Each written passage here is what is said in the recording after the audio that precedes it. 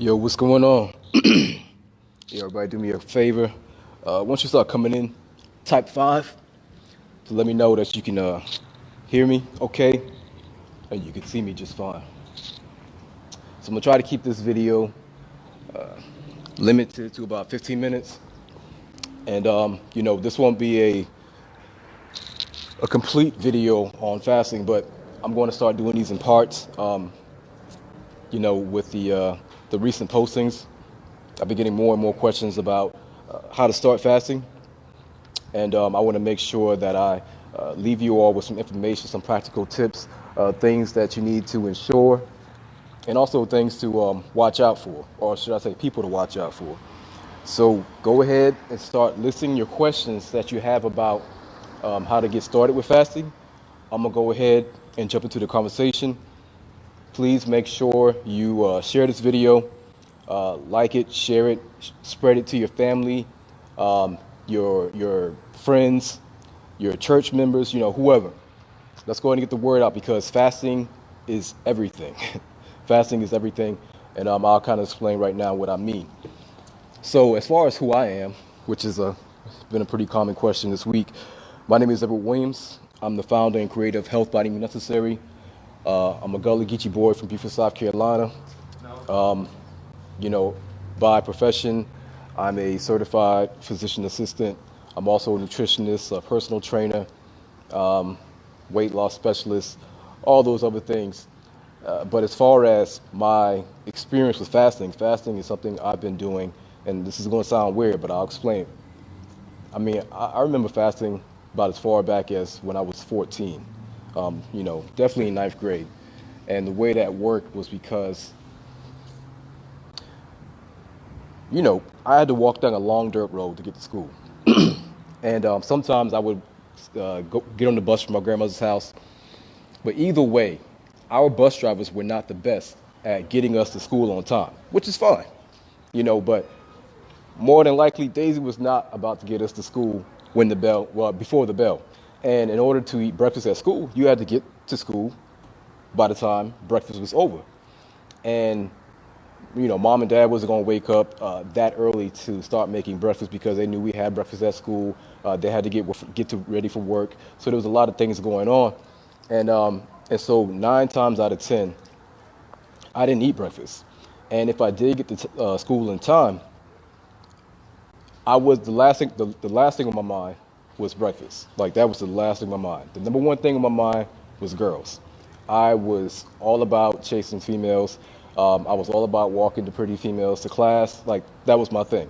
And so even if I got to school on time, I wasn't going to breakfast. Point blank, period. And so I wouldn't really eat until about lunchtime, which was which was about 12. And then, we would go home, have something to eat. But my grandma, Lizzie, she's closing that kitchen down between the hours of 6 and 8. If you get caught in that kitchen after 6 or 8, whatever time she closes it down, that is your behind. She would drop the sink. She would close the refrigerator. She'd clean it all up, wipe down the counters, and you ain't supposed to go back in there. And so a lot of times my last meal was at 8 o'clock at night. And so from 8 to about the morning, I got to school, didn't eat until about 12. That's a 16-hour fast. And I wasn't bothered by it. I mean, it was natural for me. It was also something natural that was for my cousin and everybody else who was living in the household. And it was just normal, It wasn't until I got into the military where I really, just started eating recklessly and whatever. So that's my experience with fasting. Now, for those who are interested in getting started with fasting, the first thing you need to actually answer, the first question you need to answer is, why are you doing this? You need to answer the question, why are you doing this?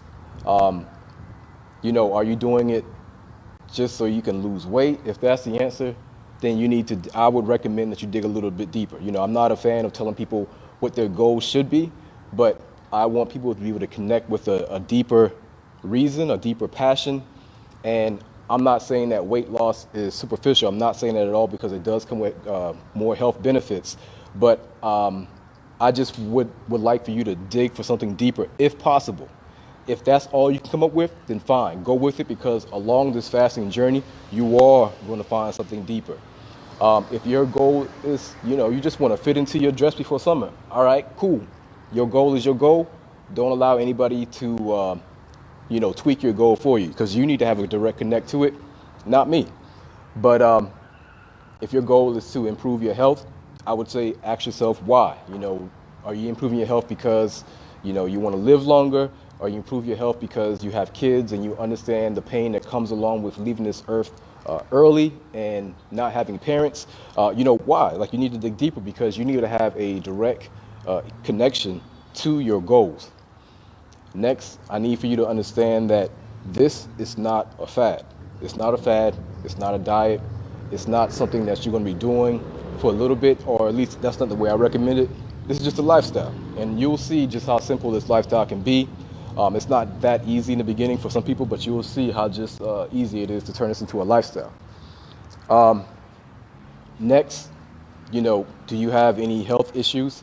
If you have any health issues, then that's something that needs to be put up top as far as priority, and you need to actually work around or figure out what needs to be done about that actual health condition.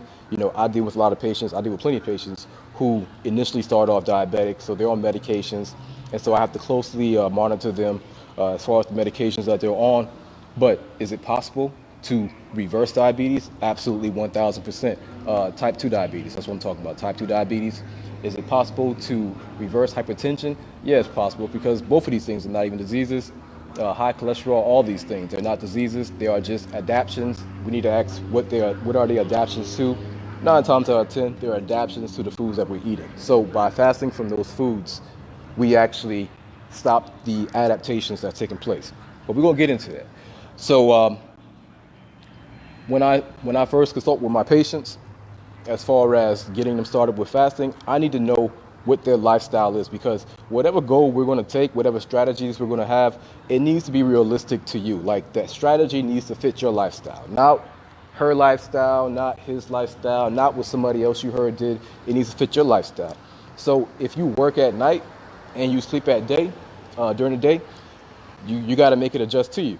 But most of the times, my customers, my clients, my patients, most of them work in the day. And so what I tell them to do is, one, we sit down, we explain what's taking place in the body during fasting. And I have videos on that as well already. So make sure you go to my Facebook page and you can see the videos I did on about food worship. And then I have another video on fasting that talks about the actual physiological process that are taking place during fasting. This video is about how to get started. So what I have my patients do, or my clients do, is they're going to do their best to make their last meal between the hours of 6 and 8, just like my grandma did. Their last meal between hours of 6 and 8. Like 8 times out of 10, everybody's going to land on 8.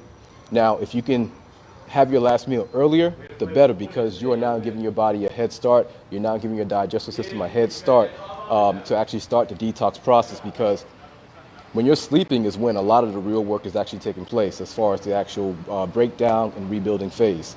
So if you can give your body a head start by giving it 2 hours in addition, starting at 6, that's going to be great for you as far as actually improving your overall health. So now that you have started to fast at 8 o'clock, do what you got to do. If you got to get the kids ready for bed, do that. If you got a book you got to read, do that. If you got, special time for you and yours, do that. But no food. Only thing you're doing is drinking water. You're drinking water, and you're just staying busy. You're taking care of whatever you got to take care of, and then you're going to bed. Now, of course, during actual sleep, you're not going to be eating.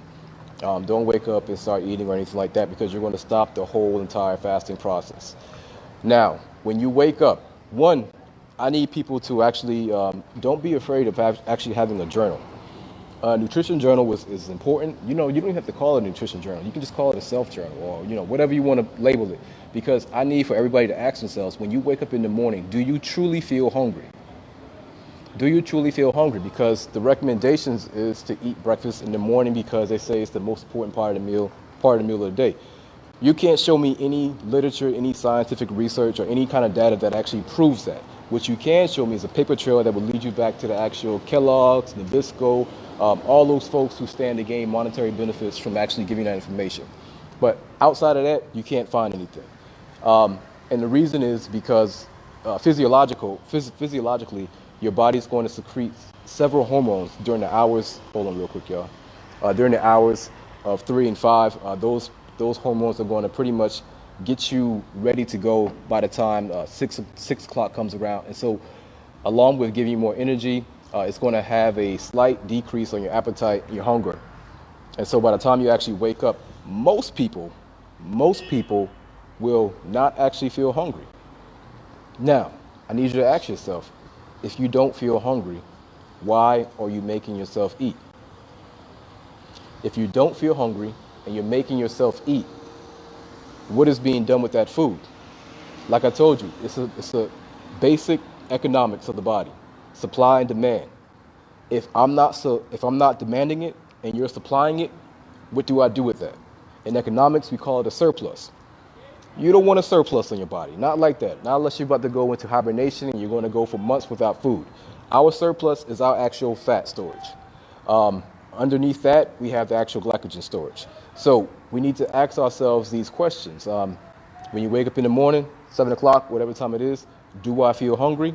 If the answer is no, don't eat. Drink water. Some people drink lemon water, and that's fine, but just drink water. Now, if you feel like you are a little hungry, you need to understand that the hunger pangs spelled P-A-N-G, these come in waves. And so nobody has ever experienced the hunger pain forever. I'm talking about those who are not in poverty or who are not actually starving. When hunger comes, it comes in waves. You're going to start to feel hungry a little bit, and then that hunger is going to get to a peak, and then what happens? The hunger goes away, right? Hunger is not this thing that just lasts. And so what you need to do is actually ride it out. Now, what you also need to think about is what happened to that hunger when it went away. When you were having the actual feeling, you got to the peak and then it went away, what happened? Well, what happened is your body actually fed itself. Your body actually had a meal. And this is the body making intelligent moves. Your body is always working towards making the next move its most intelligent move. And so we are, like I told you, we already have reserves. It's called our fat storage. It's called our glycogen storage. Between the hours of 6 to 8 hours after not eating anything, your body is utilizing the glucose that's already in your bloodstream. After your body has utilized that glucose in your bloodstream, it's going to now start pulling on your glycogen storage. Glycogen is just the stored form of glucose. And so now your body's going to go through that glycogen storage, converting it into glucose for its fuel. Between the hours of 8 and 12 hours of fasting, your body's not going to have any more glycogen storage. Now what's your body going to do? Once again, next move needs to be the most intelligent move. Your body's going to go to your reserves. Your body's going to go to the actual storage, which is your fat. So now your body's going to start utilizing your stored fat as fuel. And this is taking place from 12 hours and on. Now, as far as what time this really takes place for you, really depends on how much glucose and glycogen you have stored in your body. For those who have been practicing fasting for a while, there's a pretty good chance that you don't have much glucose or glycogen storage. And so you actually get into the fat burning a little bit sooner than everybody else. So now that you woken up, you're not hungry, or maybe you are hungry, you're going to try to ride it out. Now what I need you to do is continue the day. Like, remain busy. Don't just, sit around and look at the clock. Remain busy. Something else that you can use to kind of help out with your hunger pangs, this thing keeps popping up, would be something like green tea. But whatever you drink, one, it needs to be water. Two, if you're going to drink tea, let it be green tea or black tea. Nothing else in there. You can put cinnamon in there, or you can use the tea that we have called fast tea, which has been designed to help you intermittent fast, or you can just drink water or black coffee. But you know, these things do have caffeine in it, so if you're caffeine sensitive, you need to also keep that in mind. But things such as green tea and black tea, they have a mild level, they have a mild appetite suppressant effect on you as well too, and so you can kind of utilize that. Cinnamon by itself also helps with the appetite as well too, and this can help you get through that period. So for those who get around like 10 o'clock and it's just unbearable, you feel like you can't do it anymore, you feel like you need to tap out, okay, go ahead and have your first meal. Now, everybody else, I want to get you to 12, but we'll get to you. For those who feel like they tap out at about 8 to 10 o'clock, cool, fine. Yo, that's a victory. We're going to stick with that, because what you're going to do is you're going to come back the next day and still do the same thing. What you're going to notice, for those who are having problems getting to the 16-hour mark, you're going to notice that the more and more you do this, that 10 hours is going to turn to 11 hours, and then it's going to turn to 12 hours, because you have to now reprogram your body. You have to now also reprogram your circadian rhythm. Your circadian rhythm is your internal clock that everybody has. It's personalized to everybody. It changes for different reasons. It tries to adapt to your reality. And so your circadian rhythm will start to adjust to your new lifestyle, which is fasting. So if you're tapping out at about 10 hours, continue to do the fast and continue to try to push it to the next 30 minutes, to the next 30 minutes, to the next 30 minutes, until doing a 16-hour fast is no problem for you. Everybody else who made the 16 hours, congratulations, let's go. Now that you have made the 16 hours, once again, check in with yourself. Check in with yourself. You can break your fast, but what we need to ask again, once again, is we need to listen to the body. Am I hungry? Am I hungry? Or am I just eating just because I can eat now? Because I advise you, if you're not feeling hungry, don't eat. Don't eat. If you're not feeling hungry, don't eat. Continue to push it. For those who are like, yes, I am hungry. Now, you need to make sure that when you actually break your fast, you break your fast in a gentle way. And what I mean by this is that you have to think about what just happened. You just went 16 hours of not eating anything. The actual lining, your actual intestinal lining, your stomach lining has been sloughed off, and you now have it may not be 100% new lining of the stomach, but you now have changes in the actual lining of the stomach. And the last thing you want to do is to infuse it with something that's very tough or unhealthy. Like, you're not ruining the fast, but what were you doing the fast for? We're doing this so we can actually improve our health. So you want to make sure you actually gently break your fast. And the way you're going to gently break your fast, I recommend, is with a green smoothie. And I mean a light green smoothie. What I mean by light is because you're going to use a leaf that is easier to break down. Now, kale is everything for me. I love kale, but for breaking your fast, I actually don't recommend kale because it's a little bit tougher than spinach. And so I recommend spinach is fine, and you can do kale. Like, you can do kale. We don't have to be that sensitive, but you can definitely do kale. Whatever you do, you want to make sure you're doing greens, and you want to make sure that, the actual proportion of the smoothie you're making is at least 60% greens. The rest of that smoothie can be some dark berries like blueberries, blackberries. You can also put chia seeds. Chia seeds are real good to put into your smoothie. Flax seeds as well too. And you want to use water. If you have to use anything else, let it be almond milk or coconut milk, but no cow milk. Don't do the dairy. Don't do the cow. Leave that to the calf. That's for them. And that may be a hurdle for a lot of people as well too. But once you start getting that dairy out of your system, a lot of people are able to connect a lot of their allergic reactions, allergies, and their runny nose and everything like that. A lot of people and eczema. People are able to actually connect that with the dairy that they were taking in. So I don't recommend using any dairy at all inside of the actual smoothie. Use water or use almond milk, coconut milk, rice milk, one of those things. Now, drink that, but don't chug it. Do not chug it. Just drink it. Just be calm, be cool, just drink it. Here's something else to add to it. While you're drinking it, you want to blend it up. You want to blend up the smoothie. But try not to blend it too smooth, because when you're actually drinking it, I want you to chew it. Chewing actually stimulates other digestive hormones that are going to help break down the food as well too.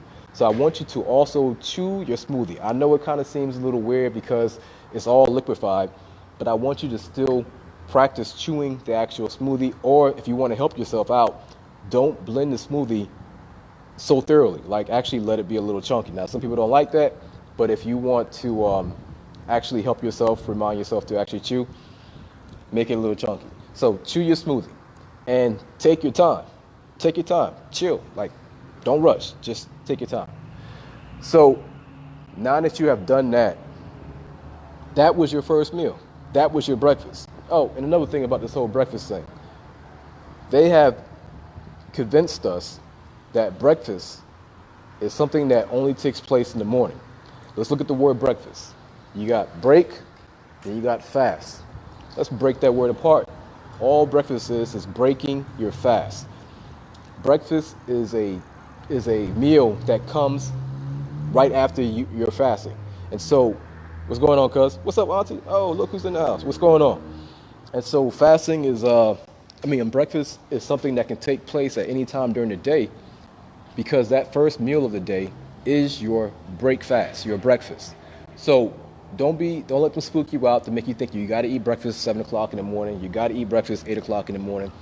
Tell them to show you the receipts. Show me the receipts. Show me where you got the information from. If they can't do it, don't do it. People are going to tell you that it's the most important part of the meal of the day, and I agree. Breakfast is the most important part of the meal of the day, because you've been gone 16 hours without eating, or however long you've been gone without eating, but it's not the most important part of the meal of the day solely because it takes place in the morning. Your body will naturally adjust to your routines, and when you practice fasting long enough, you will start to get that energy that your body should normally have in the morning. A lot of people feel slow and sluggish in the morning, and it's largely due to insulin resistance. And that's a whole nother lecture. That's a whole nother topic. Check out the other videos that I have on Facebook. But insulin resistance, which you're really doing when we're eating frequently, the 2 to 3 hours a day, the 6 small meals a day, what we're really doing is fueling the insulin resistance. The insulin resistance is the foundation for many of the conditions that we see right now in our communities, especially. Everything from obesity, type 2 diabetes, PCOS. PCOS is just diabetes of the ovaries. PCOS is type 4 diabetes. PCOS is insulin resistance of the ovaries. When you deal with insulin resistance, you throw everything out the way, and to deal with insulin resistance, you practice fasting. You get back to practicing fasting. So don't let them spook you out about all these diseases and the symptoms and everything that go along with it. A lot of these things are just insulin resistance, different phases of insulin resistance. So deal with that, and everything else goes away. So your next meal after your first meal. Once again, we want to make sure that whatever we're eating is going to be healthy. So salads, vegetables, this keep popping up, salads, vegetables. If you eat any kind of meat or anything like that, we want to make sure that it's grilled, that it's not fried, that it's baked. Whether you're a vegan or not vegan, that is your choice. At H-BAMN, we push a plant-based strong nutrition. And as far as our guidelines goes, we push 80%, at least 80% plant-based. The other 20%, you want to make sure that it's coming from a clean source. Antibiotics, hormones, all of that stuff, don't do it. And also stay away from the deep frying and the greases, the trans fats, and everything else that goes with it. So now you're going to go about your day, and now in between that window, now that you have actually broken your fast, you've had your breakfast at 12, now you want to eat between that time frame, and remember that your cutoff time for your last meal is going to be around 8 o'clock or 6 o'clock for some of you.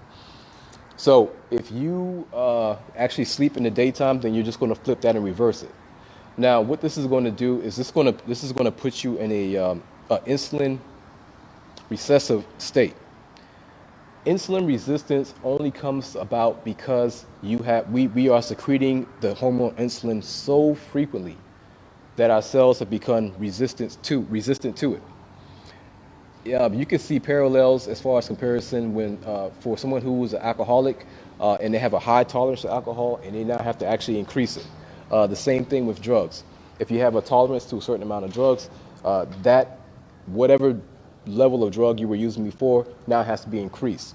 The same thing can go with noise. If you are sitting somewhere and the noise is extremely noisy, you're trying to actually read, you're trying to actually focus, give it about 5 minutes. That noise, you're going to become resistant to that noise. So much so to the point where if the noise stops, you're going to be disturbed. You're going to be like, what just happened? And this is why some people have on white noise while they sleep, because we actually become resistant to it. Same thing with babies. You know, that baby can be sleeping in a living room at Thanksgiving and everybody's like talking and laughing and this and that.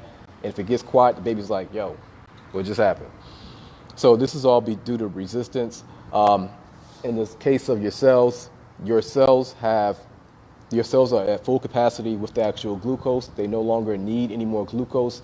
And so instead of allowing the insulin to force the glucose into the cells, your cells are going to make an intelligent decision and actually resist the insulin. And this is by design. Like this is not an accident. This is not a dysfunction. Your cells are actually making the intelligent decision to actually block insulin so that you do not force glucose into a cell that is already at full capacity with glucose. And we need to understand that this is actually a good thing. This is actually a protective mechanism, because if you take insulin, which is a growth hormone, along with glucose, which is sugar, and you force it into a cell, we call that cell proliferation. Look up cell proliferation and look up cancer. This is not anything that you want to be doing. And so this is why insulin injections for type 2 diabetics, it's not the thing they want to be doing. And that's a whole other topic as well too. But as far as insulin resistance in your cells, after being bombarded with insulin for so long, your cells are going to become resistant to it. But it's not until your cells are able to actually utilize that glucose that's already inside the cell that they will become more sensitive to insulin. And the way you make your cells sensitive to insulin is by fasting. And so that's how you're going to do it. If you have any questions, go ahead and let me know. I'll do a quick recap. So you want to work towards making your last meal between the hours of 6 and 8. After about 6 or 8, whatever time you choose, you're not going to eat anything. You're going to go to bed. You're going to go about your regular night, only drinking water. You're going to wake up in the morning, check in with yourself. So you should be checking in with yourself this whole entire journey. Keep a book with you, keep a pad with you, because you are getting back to self. Like you are getting back to the knowledge of yourself, knowing thyself. Our stories may be different. Our experiences may be different. When I fast, my mind goes somewhere else. It's easy for me to retain information. It's easy for me to read. It's easy for me to concentrate. And it's easy for me to just do multiple things that deals with my mind. Other people, there's a lot of people who just have lots of mental benefits from it. So, but what I want you to do is actually, journal your journey. Make sure you are checking in with yourself multiple times a day. See how you're actually feeling. Actually write down how you're feeling. It's 8 o'clock in the morning. I didn't eat. I feel fine. It's 8 o'clock in the morning. I didn't eat. I feel drowsy. Check that whole entire week. Because if you're not tracking it, you're guessing. You don't even know if it's working for you. And if you were to come to me and ask for advice, I wouldn't really have anything to work off of, because, and this is no offense to anybody, but when I can't really trust you in the now. The reason why I can't trust you in the now to help me figure out what's going on with you is because you in the now may be different from you when you're feeling emotionally depleted. You in the now may be different from the you that's feeling traumatized or whatever you're feeling at a certain time. And so when you're telling me a story, you may have forgotten that you ate that Twinkie because you felt lonely. You may have forgotten that you went for that bag of chips because you were extremely nervous. And so we tend to omit things when we're trying to explain to somebody else what's going on. And so instead of depending on you in the now to explain what you back then did, just write it down. That way, when you go to whoever else is going to help you out with it, they're able to actually sit down and read what you've been doing, what you ate, how you were feeling, because your mood is important. Your mood, you can't separate how you're feeling and what you're eating, you can't separate the two. There's a strong correlation between the two. And so you're going to make sure that you're actually checking with yourself, that you're actually journaling, how you're feeling, and this is going to be how you're going to actually increase the actual results that you're getting. So wake up in the morning, don't eat, drink water, use green tea, black tea, coffee, or you can use the best tea out there called fast tea. Of course, I'm gonna plug mine. Or just cinnamon, but whatever you're going to do, no beverages that have calories, no creamer, no milk, none of that. You're going to stay busy. If you're another thing, if you're at work, so I told you I'm going to tell you about who to watch out for.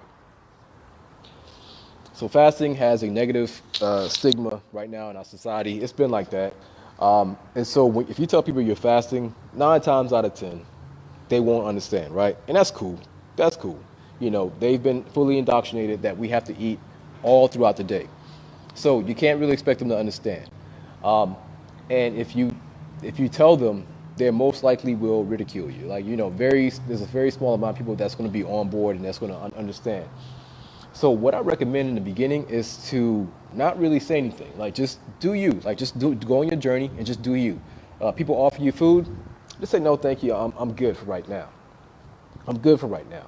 Because what people are going to do is, if you're not fully convinced of the actual fasting and how it's improving your health, they're going to help make you shaky on your whole entire stance. You're on this video right now, or you're probably about to start Monday, and you feel confident, you feel good, you feel strong, but this is something new to you. And so you haven't really read that much. Your conviction level is pretty low as far as being convinced that the information is all right, wise, and correct. And so when you go into work, you got the S on your chest. You're like, yo, I ain't eating no food. And then they're like, yo, you want a Twinkie? Or you want a donut? Oh yeah, donut. You don't want a donut? You want a McMuffin? You're like, nah, I'm fasting. Fasting? Why would you do that? You're going to die. You're going to starve. They're going to tell you all of these things. All of a sudden, these people are medical professionals. They are health professionals. They are scientists. They are research. They're going to break down about how the body has to be revved up, how you have to have your metabolism revved up, and how you have to eat 6 small meals a day if you want to lose weight. Eat more so you can lose weight. Yeah, that makes sense. They're going to tell you about, how your protein and you're eating your muscles. They're going to tell you all these things. All of a sudden, they know everything there is to know about not eating versus eating. So, because you're early in the game, I would recommend not telling them, because they're just going to throw you off your path, and you may not be confident enough in information to combat that. And so the pressure is going to be tough.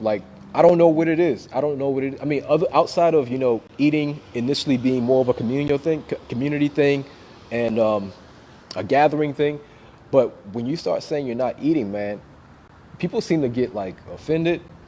It's strange. It's kind of hard to explain, but if you work in an office area or wherever you work and it's in a group setting, and you're the one that's not eating, you're the one. I think it's what they call the reflection theory or something like that, where people see something in you that they should be doing, and by you doing it, you're reminding them that they should be doing it, and that causes neurological pain. I think it's something to do like that. That's what it has to be. So overall, the bottom line is just keep it to yourself. If it's possible, keep it to yourself, unless you have people at work that actually understand fasting. That's when you tell them, because you actually want to gather with them around the whole focus of fasting, and y'all talk about it, go about it, talk about it, help each other out. But if they ain't down with it, I don't recommend telling. I mean, it's a hilarious thing. What else? Oh yeah, so yesterday I had a sister reach out to me. She's a supporter, and she was telling me that she sent one of her videos to her doctor, and that her doctor was like, no, I do not recommend fasting for you. It is not safe. And I laughed. I chuckled. I laughed. I'm like, yo, do me a favor. Ask your doctor, or put him on the phone, which even, sometimes I got to calm that part down. But I'm like, ask your doctor if that metformin you're taking is safe. Even though it decreases your B12, even though it decreases your folic acid, even though it increases your homocysteine, even though homocysteine has a high correlation with cardiovascular disease, ask your doctor if metformin is safe. Ask your doctor if that statin medication you're taking is safe. Even though it depletes Q10, even though it causes muscle aches, ask him if it's safe. Ask your doctor if that hydrochlorothiazide that you're on, that he calls a water pill, ask him if that's safe. Even though it decreases your potassium, even though it decreases your magnesium, even though it increases your insulin resistance, ask him if that's safe. Oh, you know what? Better yet, ask him if the combination of all three of those together is safe for long periods of time. He can't answer that because nobody can answer that because nobody really knows because they haven't even done the trials on it. Overall, here's the trump card. Ask him if by taking these medications will actually grant you the results that you want, which is decreasing mortality, morbidity, and overall hospitalization. Like, ask him if it's going to actually give you those things. The answer to all those questions is no. Now, all of a sudden, you have a doctor or nurse practitioner or PA who they're an expert. They're expert in, now all of a sudden they're expert in herbs, they're expert in fasting, they're expert in nutrition.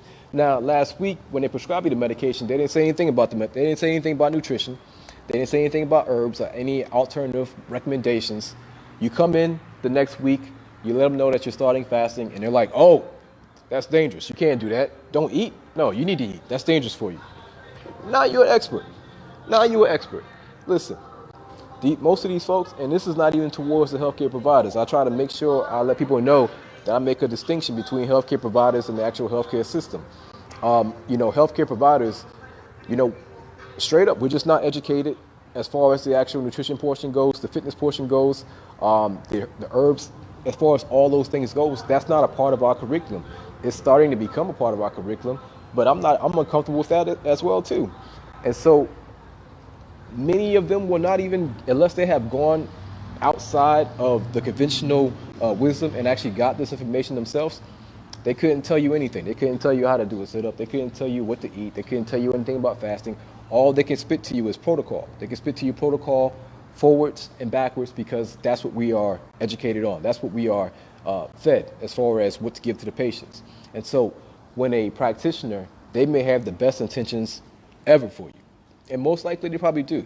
I don't feel like, most of these practitioners, have dislike patients. I feel like they do like their patients. But because they work in a system that does not promote actual health, which is ironic, it's called healthcare system, but they do not promote health. They promote health management. They promote disease management. They promote, let's refill your medications, come back in 3 months, keep doing the same stuff you're doing. What kind of advice you need? Eat 6 times a day. Eat 2 to 3 times, eat 2-3 hours a day. But as far as anything else, I don't know. Go look online. But don't fast. Don't fast. That's bad for you. And so this is what they're educated on. And if these practitioners go outside that protocol, they are now at risk for malpractice. So I get it. I understand it. But you need to understand that at the end of the day, this is your body. This is your body. Like, you actually own that body. That body belongs to you. Your health, that reality that you're experiencing, like, this all belongs to you. And so whatever advice they're giving you, you still have a choice. Like, don't feel like you have to go abide this actual advice. Research.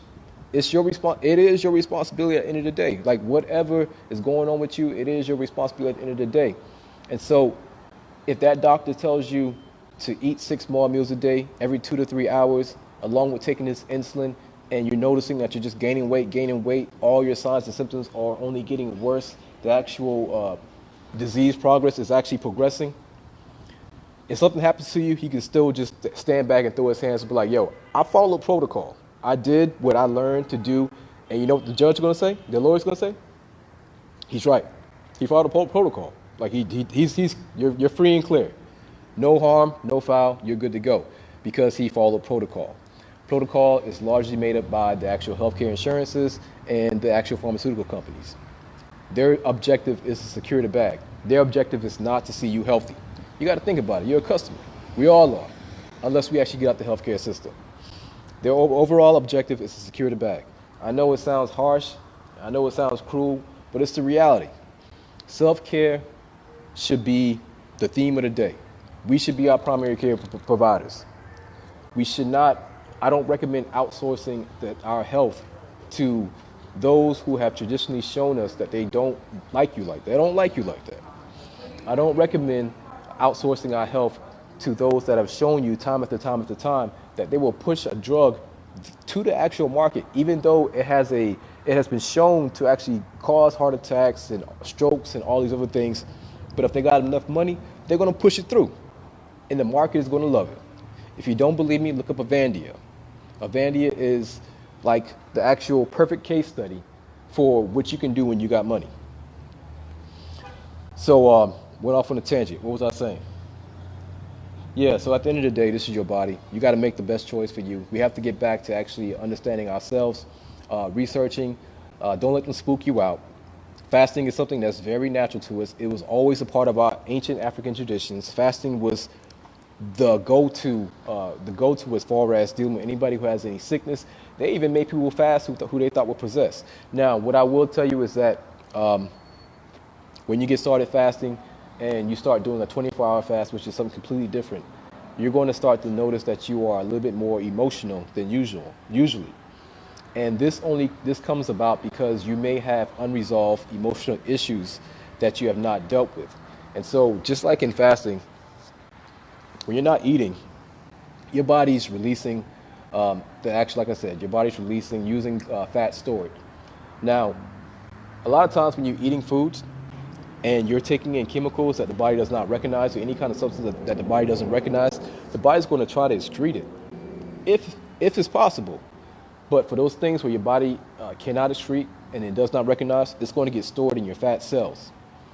When you are fasting, you're going to go through lipolysis. Lipolysis is the breakdown of fat. And so what's going to happen is a lot of those toxins that were in your fat is now going to be in your bloodstream. And so people are going to start to have headaches. You're going to start to have multiple symptoms. And so make sure you stay hydrated. Oh, yeah. Make sure you stay hydrated. You got to stay hydrated. Make sure you drink a lot of water. You start to have headaches, I recommend pink salt and water, but make sure you stay hydrated. But anyways, and so those toxins are going to be in the bloodstream, and drinking the water is going to help you actually start to flush those things out, using the bathroom more and more and more. Now, along with the actual toxins that were stored, when we are holding on to emotional issues from the past, trauma, undealt with emotional events, we tend to hold on to those. We tend to just, store it, try to forget about it. Well, once again, when you are fasting, that is like the physiological version of looking in the mirror. You're looking in the mirror, nothing else is going on in your body, and you are forced to deal with yourself. And fasting does the same thing for the body. The body is forced to deal with itself. And so a lot of unresolved issues starts to come to your mind. You start thinking about people you thought you forgot about. You start thinking about people who hurt you in the past that you thought you had left, and you thought you dealt with it. You start thinking about things you thought you swept under the rug. And so those things will come to light. And a lot of I would say a small portion of my female patients will tell me that they just feel emotional and they just start crying. The men won't admit it. But I'm sure they go through it too. They won't admit it. So that's another thing I want to prepare you for. If you start doing a 24-hour fast, you may feel a little bit more emotional than you usually do. You may feel a little bit more mood swings, but this is going to pass, and it's also a good way to detox from unresolved issues, because now you have to deal with them. You have to deal with them. And the way we stop dealing with those, the way we actually push it back under the rug, is by emotionally eating. So the reason why those emotional problems are able to be stored is because what happens when we start getting depressed or just emotional, we start reaching for the bag, we start reaching for the chips, we start reaching for the ice cream. And so we don't actually deal with those things. Well, by fasting, ain't nothing going on other than you. And so we're forced to actually deal with those things. So I recommend that you write those things down too. What else? So make sure you stay away from the gurus, your health practitioners who all of a sudden know everything about fasting. And mind you, a lot of these people haven't stepped from behind their computer in decades. They have no idea what they're talking about as pertains to actual health improvement.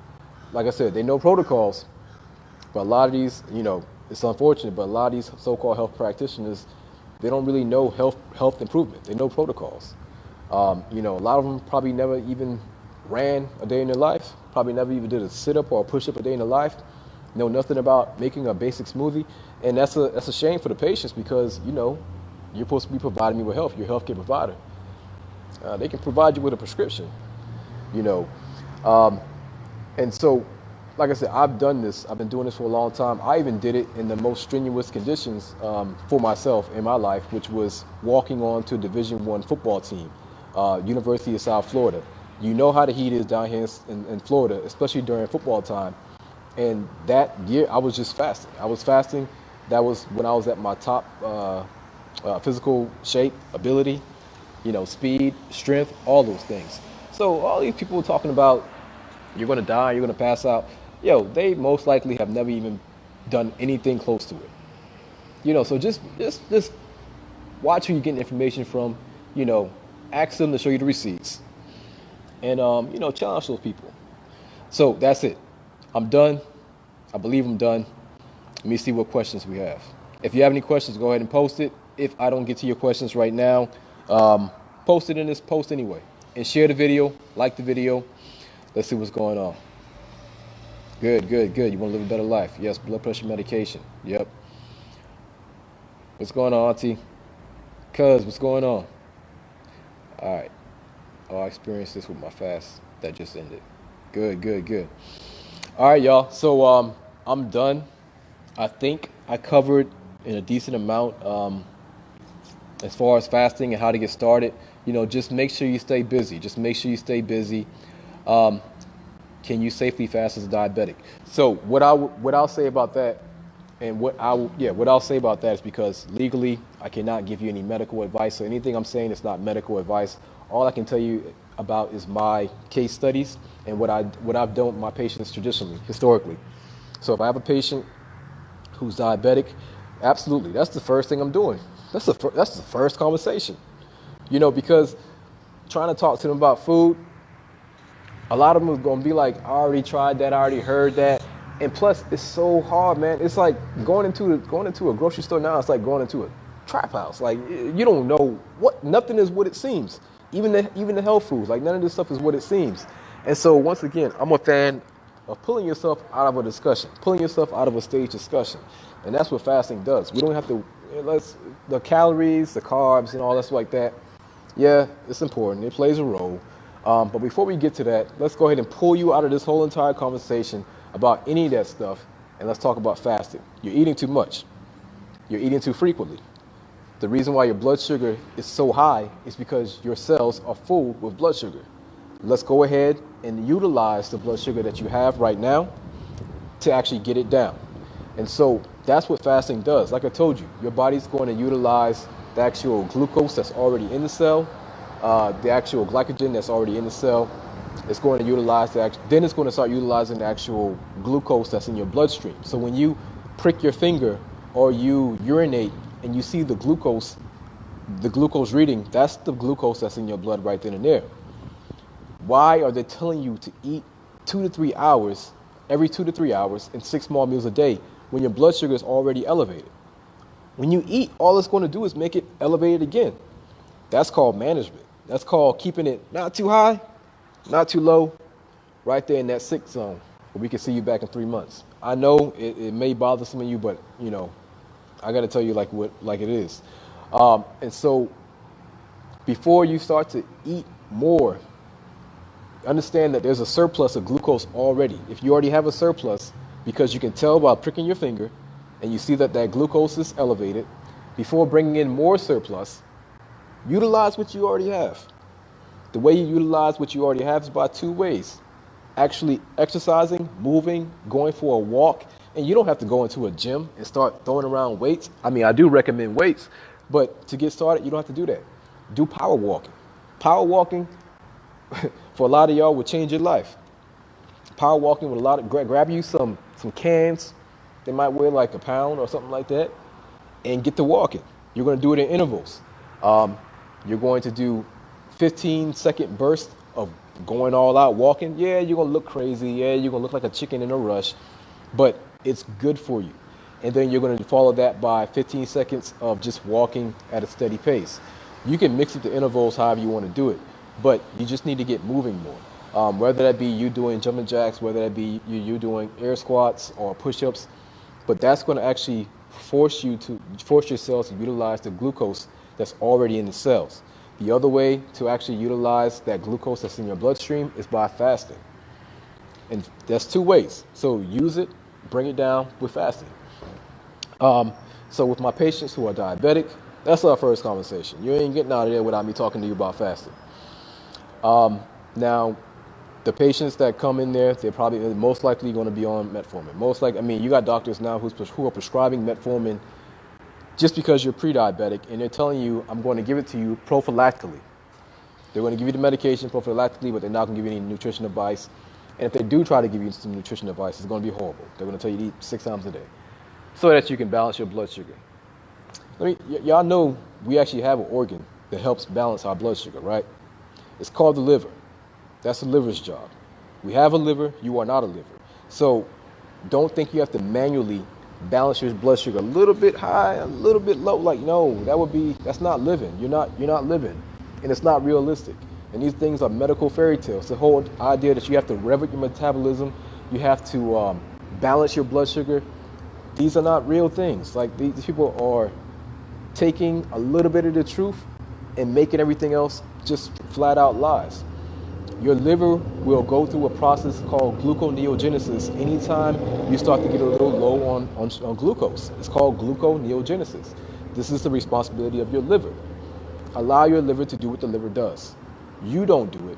You just choose the actual healthier foods. So my patients, they're taking metformin.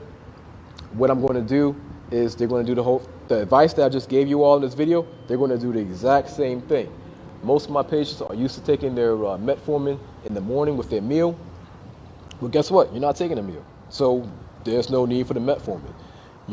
So for my patients, what I have my patients do, like I said, it's not medical advice.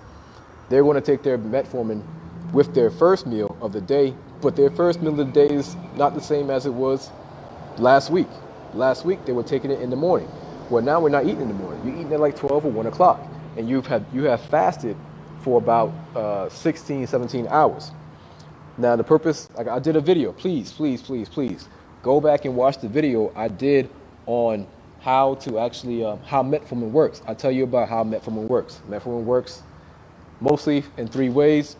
It slows down the absorption of glucose. It slows down the absorption of the carbohydrates that your body is taking in from the actual meal that you're eating.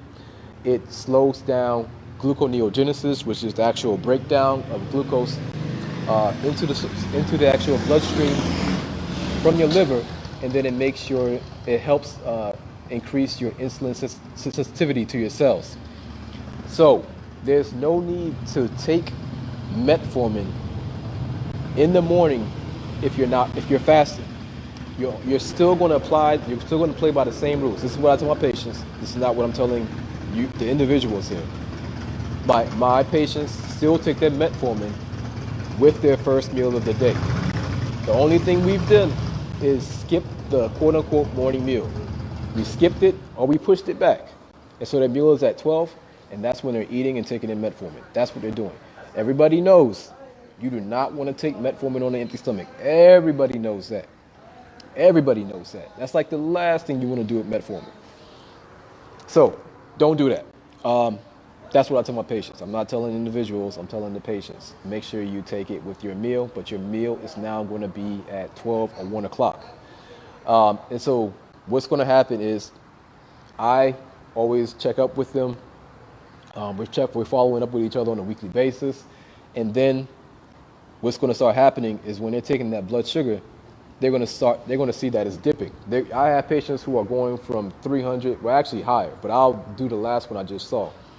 From 300 finger stick, now they're looking at 170s down to 123. Well, I just told you how metformin works. if your blood sugar is now down that low for these patients, when I see that their blood sugar is that low, it stands to reason that you don't need metformin like that. And so we're probably going to half the dose, or we're going to cut back on the actual dosage that they're taking, because the metformin along with the actual fasting is too much together. And this is what we're going to do on an actual weekly basis, and to the point where they no longer need the medication. They didn't need the first place. If you ask me, they didn't need the first place. All they needed was fasting.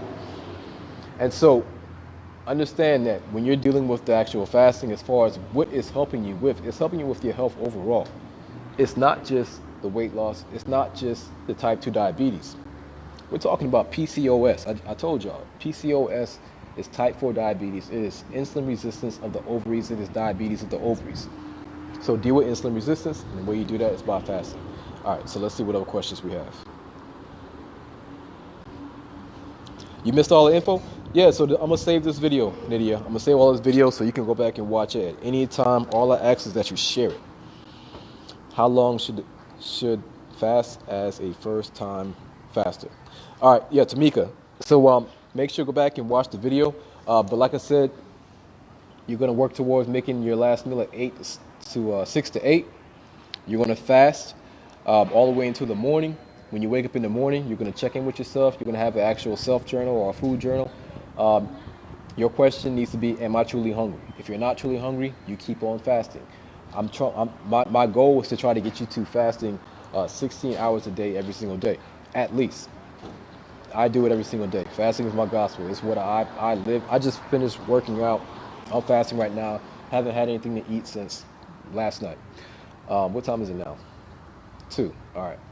So, yes. Now, if you are hungry, like I said, check out the first part of the video. This is where I tell you about you can go ahead and have something to eat, but we want to work towards pushing that window higher and higher and higher to the point where you're actually doing a 16-hour fast. All right? All right. Yeah, Tamika, I just answered that question as well about metformin. Make sure you go back and watch that. All right, y'all. I got to go. It's 2. This is supposed to be a 15-minute video. So like I said, if you have any questions, make sure you comment below, and I'll get back to you. All right, so I'm gonna holler at y'all later. Take it easy. Peace.